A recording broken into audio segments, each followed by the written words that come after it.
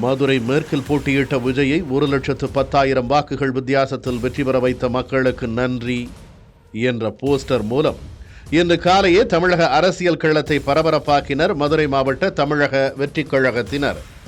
ஆனால் விஜய் போட்டியிடுவது குறித்து தற்போது வரை எந்த முடிவும் எடுக்கப்படவில்லை என விளக்கம் தந்திருக்கிறது கட்சி தரப்பு. இந்த நிலையில் விஜய் போட்டியிடுவதாக இதுவரை வெளியான தொகுதிகள் எவை? விஜய்க்கு முன்பாகவே திரையுலகிலிருந்து அரசியல் களம் கண்ட விஜயகாந்த், கமல்ஹாசன் எப்படி தாங்கள் போட்டியிடும் தொகுதியை தேர்வு செய்தனர் என்பது குறித்தும் இந்த வீடியோவில் பார்க்கலாம். தமிழ் திரையுலகின் உச்ச நட்சத்திரமான விஜய் கடந்த பிப்ரவரி 2ஆம் தேதி தமிழக வெற்றி கழகம் எனும் அரசியல் கட்சியை தொடங்கினார். தொடர்ந்து தன் கட்சியின் முதல் மாநாட்டை கடந்த ஆண்டு அக்டோபர் மாதம் விழுப்புரம் மாவட்டம் விக்கிரவாண்டியில் மிக பிரம்மாண்டமாக நடத்தினார். மண்டல வாரியாக பூத் கமிட்டி கூட்டத்தை நடத்த திட்டமிட்டிருக்கும் நிலையில் முதல் கூட்டம் கடந்த ஏப்ரல் மாதம் கோவையில் நடைபெற்றது. அடுத்த மாநாடு வேலூரில் நடைபெறவிருப்பதாக சொல்லப்படும் நிலையில் சார்பு அணி நிர்வாகிகள் நியமனம், பூத் கமிட்டி பொறுப்பாளர்கள் நியமனம் என பரபரப்பாக இயங்கி வருகின்றனர். இது ஒருபுறம் இருக்க இன்று காலையில் மதுரை மேற்கு தொகுதியில் 1,10,000 வாக்குகள் வித்தியாசத்தில் வெற்றி பெற வைத்த விஜயை முதல்வராக்கிய மக்களுக்கு நன்றிகள் என்று மதுரை மேற்கு தொகுதியில் தவேகாவினர் ஒட்டிய போஸ்டர் அரசியல் களத்தில் பேசுபொருளானது. விஜய் போட்டியிடும் தொகுதி குறித்து தவேகா நிர்வாகிகள் தங்களின் விருப்பத்தை வெளிப்படுத்துவது இது முதல் முறை அல்ல. மாநாட்டுக்கு மக்களை அழைக்கும் விதமாக 2026 மதுரை வடக்கு தொகுதியின் வெற்றி வேட்பாளர் தலைவர் விஜய் அழைக்கிறார் என போஸ்டர் ஒட்டி பரபரப்பை கிளப்பினர். அதேபோல தருமபுரியில் நடந்த தவேகா நிர்வாகிகள் கூட்டம் ஒன்றில் தருமபுரி மாவட்ட தலைவர் சிவா 2026ஆம் ஆண்டு சட்டமன்ற தேர்தலில் தவேகா கட்சியின் தலைவர் விஜய் தருமபுரியில் உள்ள 5 தொகுதிகளில் ஏதேனும் ஒரு தொகுதியில் போட்டியிடுவார் என உறுதியாக தெரிவிக்கிறேன். இந்த மண் அதியமான் பிறந்த மண், ஔவையார் வாழ்ந்த மண். எங்கள் தொகுதியில் நீங்கள் நின்று சிஎம் ஆக வேண்டும் என கோரிக்கை வைத்தோம். தருமபுரியில் தான் போட்டியிடுவேன் என்று விஜய் சொல்லி 10 நாள் ஆகிறது. ஆனால் இன்றுதான் அதை வெளியிடுகிறேன் என பரபரப்பை கிளப்பினார்.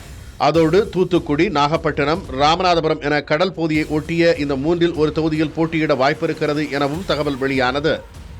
அது மட்டுமில்லாமல் பி சென்டிமெண்டில் விருகம்பாக்கம், விக்கிரவாண்டி, விருத்தாச்சலம், வில்லிவாக்கம் ஆகியவற்றில் ஏதேனும் ஒன்றில் களம் காணலாம் என்கிற தகவல்கள் கூட வெளியாகின. அவ்வளவு ஏன், அண்மையில் கோவையில் விஜய்க்கு எழுந்த வரவேற்பை பார்த்து கோவையில் ஒரு தொகுதியில் போட்டியிட விஜய் முடிவே செய்துவிட்டார் என்கிற தகவல்கள் கூட வெளியாகின. ஆனால் கட்சி வட்டாரத்தில் விஜய் எங்கு போட்டியிட உள்ளார் என்பது குறித்து தற்போது வரை முடிவு செய்யவில்லை என்றும், தமிழ்நாட்டில் மாதந்தோறும் எடுக்கப்பட்டு வரும் ஆய்வு முடிவுகளை தொடர்ந்து கண்காணித்து வருகிறோம் என்றும், 5 மண்டலத்திலும் விஜய் எங்கு போட்டியிட்டால் சரியாக இருக்கும் என தனியாக ஆய்வு எடுக்கப்பட்டு வருகிறது என்றும் தெரிவிக்கின்றனர். தமிழகம் முழுவதும் விஜய் சுற்றுப்பயணம் மேற்கொண்டு வந்த பின்னரே அவர் எங்கு போட்டியிடுவார் என்பதை முடிவு செய்ய திட்டமுள்ளதாகவும், இந்த விவகாரத்தில் விஜய் எடுக்கும் முடிவே இறுதியானது என்றும் தெரிவிக்கின்றனர்.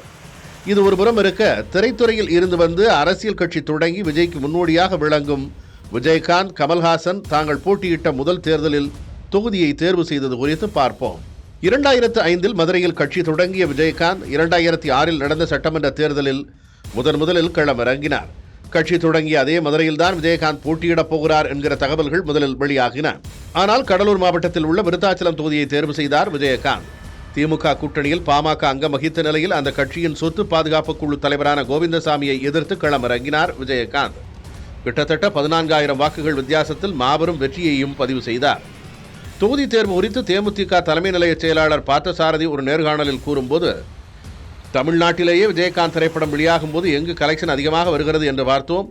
அப்படித்தான் விருத்தாச்சலம் தொகுதியை தேர்வு செய்தோம் என விளக்கமளித்திருக்கிறார். அதேபோல 2018 மக்கள் நீதி மய்யம் கட்சியை தொடங்கினார் கமல்ஹாசன். 2019 நாடாளுமன்ற தேர்தலில் அந்த கட்சி களமிறங்கினாலும் கமல்ஹாசன் போட்டியிடவில்லை. அவர் 2021 நடந்த சட்டமன்ற தேர்தலில் கோவை தெற்கு தொகுதியில் களமிறங்கினார். அதற்கு கட்சி தொடங்கப்பட்ட நாள் முதலாகவே நல்ல வரவேற்பு, களத்தில் இறங்கி வேலை செய்ய முன்னணி தளபதிகள் இருந்ததோடு, நாடாளுமன்ற தேர்தலில் சென்னைக்கு பிறகு நல்ல வாக்குகளையும் பெற்றுக் கொடுத்த தொகுதியாகவும் கோவை விளங்கியதால் கோவையின் ஒரு தொகுதி என்பது முதலில் முடிவானது. ஆனால் நகர்ப்பகுதியில் இருப்பதோடு குறைந்த பரப்பளவையும் கொண்ட தொகுதியாக இருந்ததால் கோவை தெற்கு தேர்வு செய்யப்பட்டது.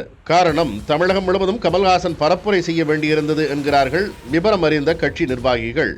விஜயகாந்த், கமல் இருவரில் விஜயகாந்துக்கு வெற்றியையும் கமல்ஹாசனுக்கு தோல்வியையும் அவர்கள் வகுத்த வியூகம் கையளித்தது. இப்படி இவர்கள் தங்கள் தொகுதியை தேர்வு செய்திருக்க, விஜய் எப்படி தேர்வு செய்ய போகிறார் என்பதை பொறுத்திருந்து பார்ப்போம்.